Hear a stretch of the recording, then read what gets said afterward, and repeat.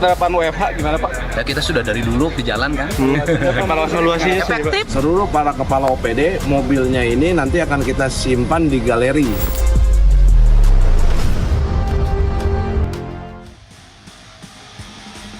Selamat malam, kebijakan work from home atau WFH bagi ASN setiap Jumat menjadi sorotan publik. Pemerintah menyebut langkah ini sebagai upaya mengurangi kemacetan, menekan konsumsi bahan bakar, sekaligus mendorong pola kerja yang lebih fleksibel dan juga efisien. Namun di tengah tujuan tersebut muncul pertanyaan besar, apakah kebijakan ini benar-benar efektif atau justru membuka celah penyalahgunaan, menurunkan kualitas pelayanan publik, bahkan memicu fenomena long weekend terselubung. Selengkapnya kami bahas dalam Merah Putih.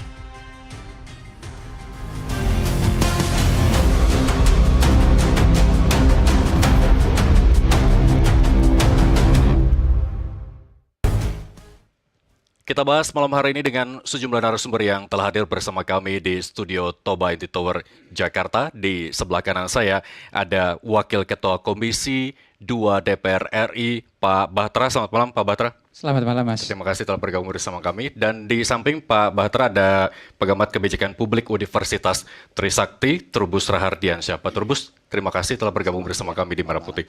Dan di sebelah kiri saya ada tenaga ahli utama KSP, Muhammad Putra Hutama. Mas Tama, terima kasih telah bergabung bersama kami. Dan kami masih menunggu satu narasumber di samping kiri saya, yakni Ketua BPP HIPMI Bidang Sinergitas dan Antara dan BUMN, Antoni Leong. Kita langsung bahas, Anda juga dapat bergabung bersama kami di tayangan YouTube official Nusantara TV dengan memberikan komentar, pertanyaan, dan pertanyaan terpilih kita akan bacakan dan langsung dijawab oleh para narasumber. Saya mau ke Pak Trubus langsung. Pak Trubus baru 2 pekan ya. Tapi terlalu dini untuk kita evaluasi. Karena Pak Menko juga mengatakan bahwa 2 bulan akan dievaluasi begitu ya. Apa yang kemudian Anda baca ke depan penerapan WFH ini dan butuh berapa lama untuk melihat keefektivitasannya? Iya, sebenarnya WFH itu kan bukan barang baru lah katakanlah ya, karena kan itu rekomendasi dari International Energy Agency. Mic-nya mohon didekatkan kembali, lebih dekat dengan ya silakan lanjut. Jadi International Energy Agency itu merekomendasikan untuk melakukan semacam itu work from home itu, jadi jenis pengurangan pembatasan ketika harga nilai energi itu bermasalah di satu negara. Nah, dalam hal ini Indonesia sudah menerapkan WFH sebenarnya ya di masa pandemi COVID, cuman sekarang ini konteksnya adalah untuk efisiensi atau penghematan anggaran. Bukan anggaran ya, lebih kepada ini energi sebenarnya. Ini yang penting. Nah, catatan saya yang pertama bahwa memang program ini untuk kementerian lembaga relatif berjalan. Meskipun tadi karena harinya Jumat gitu ya, jadi ada muncul seolah-olah terselubung namanya long weekend. Nah ini ya perlu ada kepastian di mana kemudian istilahnya kementerian lembaga khususnya adalah atasan dalam ini pimpinan unit atau pimpinan unit lah, sehingga menurut saya itu yang paling melakukan pengawasan ketat lah gitu. Nah kementerian lembaga ini juga menurut saya masih juga dilihat secara implementatif dalam arti bahwa kementerian lembaga itu terbagi dari 2. Ada kementerian lembaga yang kategori teknis, itu melakukan pelayanan teknis, jadi kayak Kementerian Pendidikan Dasar, Menengah, Kementerian PU, Kementerian Kemendagri. Nah itu sulit itu untuk melakukan WFH secara betul karena memang kondisi-kondisi yang harus dilayani secara cepat karena kebutuhan masyarakat. Yang kedua adalah kategori itu kementerian lembaga yang non teknis. Nah ini seperti Penas, kemudian juga BRIN, juga misalnya Kementerian Menpan RB misalnya, itu bisa dilakukan istilahnya WFH dan selama ini sudah berjalan, Badan Kepegawaian Negara juga sudah berjalan, artinya bukan baru. Nah persoalan menjadi muncul sebenarnya yang belum jelas adalah di tingkat daerah. Nah, pemerintah daerah ini persoalannya ASN itu di bawah yang namanya OPD, Organisasi Perangkat daerah. Nah, disitulah muncul karena apa? Karena untuk memilahkan antara yang namanya teknis sama non teknis itu rumit sekali gitu. Karena pertama ya tentu sisi infrastrukturnya yang belum memadai lah katakanlah. Yang kedua ya sisi SDM-nya sendiri. Ada yang paham tentang istilahnya literasi digital, ada yang tidak sama sekali. Nah, ini kan hal-hal yang penting. Nah, sebenarnya di dalam tingkat daerah itu perlu ada satu kebijakan regulasi tersendiri sebenarnya, karena memang harus ada semacam aplikasi apa saja yang bisa merekam semacam absensi lah, yang merekam kegiatannya itu, jangan sampai kemudian istilahnya menjadi long weekend, kemudian ada juga dimanfaatkan untuk kegiatan-kegiatan lain. Ini kan persoalan di tingkat daerah, karena di daerah itu sulitnya kan pengawasan dari di inspektorat.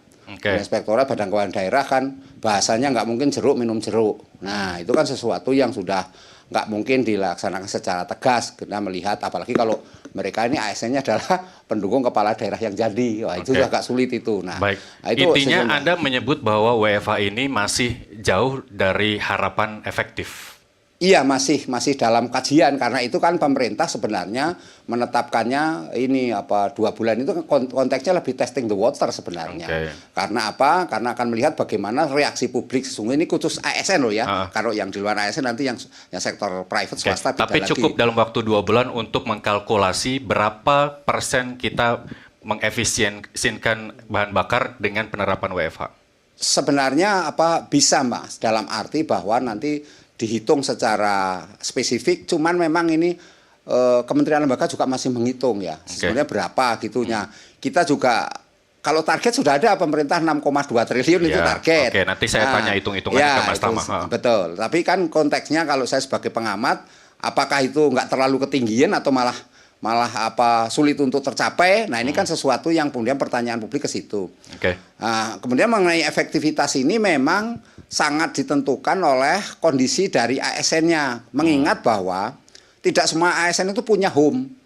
Jadi ada golongan bawah lah katakannya operator di lapangan seperti itu kondisinya memang ada yang ngontrak, ada yang kos, ada yang sehingga tidak efektif kalau bekerja di rumah. Ujung-ujungnya kerja di luar juga. Kalau ujung-ujungnya ke kafe, kalau kafe berarti ada mobilitas yang otomatis bahan bakar juga yang digunakan. Nah, baik, saya tahan dulu Pak Trubus. Saya mau ke Pak Bahtera. Ada sekitar 5,35 juta ASN Indonesia. Ini data per 2025. Artinya ini penerapannya masih parsial sebatas ASN begitu ya, sehingga efektivitasnya juga diragukan sama Pak Trubus juga meragukan efektivitasnya. Kalau Komisi 2 menilainya seperti apa? Yang pertama saya ingin menyampaikan bahwa penerapan WFH ini harus kita sambut dengan baik, di mana situasi geopolitik kita tahu sendiri bahwa situasinya tidak menentu, terus kemudian perang terjadi di mana-mana, bahkan bukan hanya antara Amerika, Israel, dan Iran. Kita tahu sendiri sampai sekarang juga Rusia sama Ukraina juga belum beres. Maka dari itu kami menyambut positif pemerintah mencari alternatif dalam rangka bagaimana melakukan penghematan energi, walaupun sebetulnya pemerintah sampai sejauh ini masih mengatakan bahwa kebutuhan energi atau pasokan energi kita masih cukup paling tidak sampai akhir tahun terpenuhi. Nah, maka dari itu kami dari DPR tentunya dari Komisi 2 menyambut baik.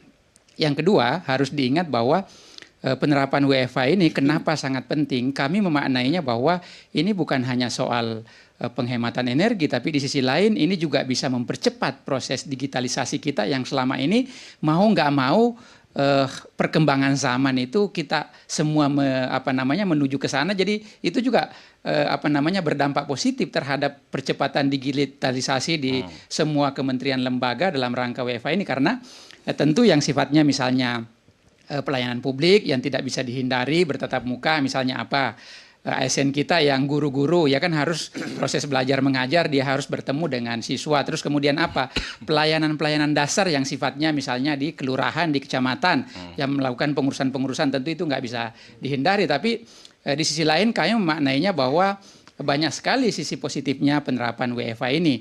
Walaupun misalnya terlalu dini kita menilai karena ini berlaku baru 2 pekan, tetapi melalui pemerintah Kementerian Pan-RB, Ibu Rini sudah melakukan evaluasi dan hasil evaluasinya walaupun misalnya rentan waktunya yang masih sangat pendek itu dinilai positif dan banyak sekali hal-hal yang yang kita bisa ambil dari sana. Nah, maka dari itu saya berharap ke depan memang yang harus ditegaskan itu adalah bagaimana kebijakan pemerintah pusat ini bisa dimaksimalkan berlaku sampai di tingkat daerah. Jadi daerah itu nggak boleh buat irama atau instrumen lain, dia harus juga mengikuti apa yang menjadi acuan oleh pemerintah pusat. Nah, mudah-mudahan seiring dengan berjalannya waktu nanti saya pikir kalau soal target angka-angka pemerintah sudah menentukan, mudah-mudahan bisa tercapai dengan ini. Tapi dengan kita melihat fenomena hari ini dengan baru 2 minggu saja diterapkan dan itu sudah sangat